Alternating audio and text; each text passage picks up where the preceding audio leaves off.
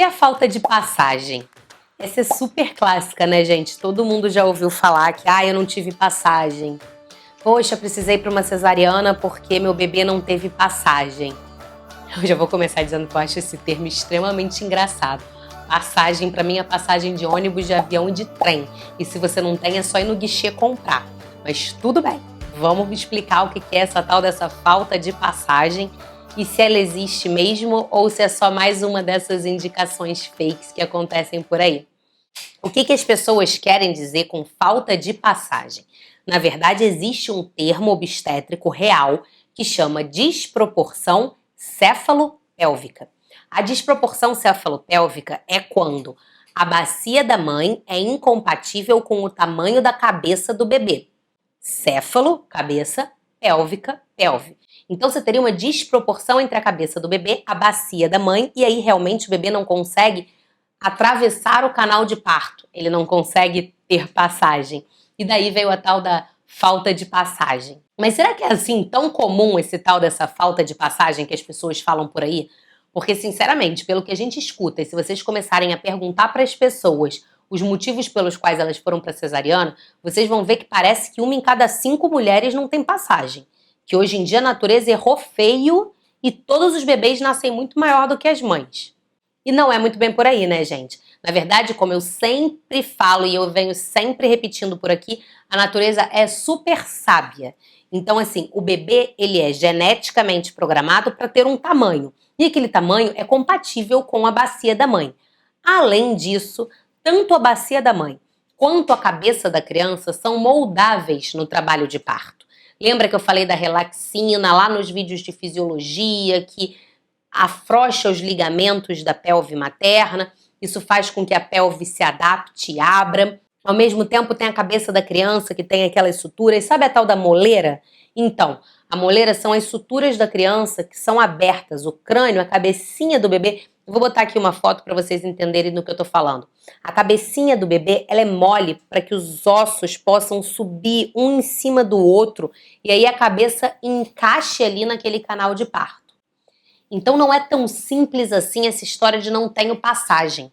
Existe. A desproporção céfalo-pélvica, ela existe e ela é dividida entre real e relativa. A desproporção relativa, que é a mais comum, inclusive, acontece quando o bebê, mesmo tendo uma proporção de cabeça que passaria na pelve da mãe, se coloca numa posição errada. E aí a gente tem várias maneiras de mudar a posição desse bebê numa tentativa de ajustar ele na pelve. Às vezes não acontece realmente, o bebê não sai daquela posição viciosa e acaba virando cesariana. Existe a desproporção céfalo-pélvica absoluta. São casos de bebês que têm malformações na cabeça, bebês com hidrocefalia, bebês que têm esse perímetro cefálico, né? O entorno da cabeça muito aumentado. Realmente, eles também podem ter uma dificuldade na hora da passagem.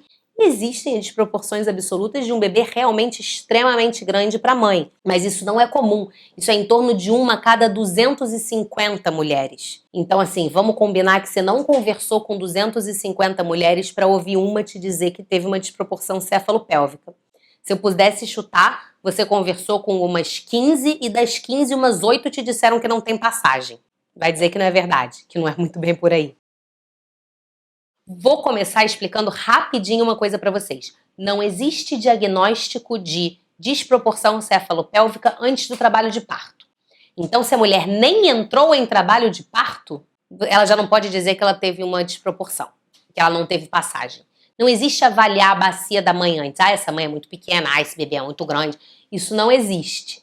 Você precisa deixar que a mulher entre em trabalho de parto, que o trabalho de parto evolua em termos de dilatação. Então, o útero está fazendo a parte dele, ele está dilatando, não tem mais colo segurando aquele bebê, para aquele bebê não descer, e mesmo assim o bebê não consegue descer pela pelve materna. Quando ele não desce pela pelve materna, mesmo tendo contração uterina efetiva, tempo e paciência, gente, porque parto é tempo e paciência, alteração de posição, spinning baby, diversas coisas que a gente pode fazer no meio desse caminho para que o bebê desça. Se realmente, depois de tudo isso, o bebê se mantiver numa mesma altura, na pelve materna, a gente pode considerar que ele tem uma desproporção cefalopélvica e aí sim ser uma indicação de cesariana. Mas de uma maneira geral, não é isso que acontece por aí.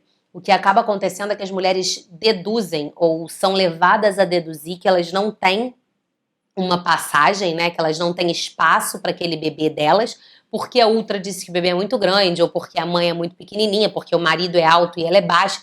Tem diversos motivos pelos quais as pessoas saem dizendo por aí que você não teve passagem para ter seu filho. Mas se você não entrou em trabalho de parto, esse diagnóstico de desproporção cefalopélvica não está correto. Então, a gente precisa tomar um pouco mais de cuidado quando a gente fala essa questão de falta de passagem e deixar que as mulheres entrem em trabalho de parto para que, de fato, a gente possa avaliar a evolução dele. E se a gente deixar entrar em trabalho de parto, a gente vai ver que 249 vão nascer. E só uma vai ter realmente a desproporção. Vocês sabiam que era tão raro assim? Vocês sabiam que essa história de passagem, na verdade, se popularizou como uma maneira fácil de levar a mulher para cesariana, mas que, na verdade, ela não é verdadeira? Pois é, você não sabia e muito provavelmente muita gente não sabe também.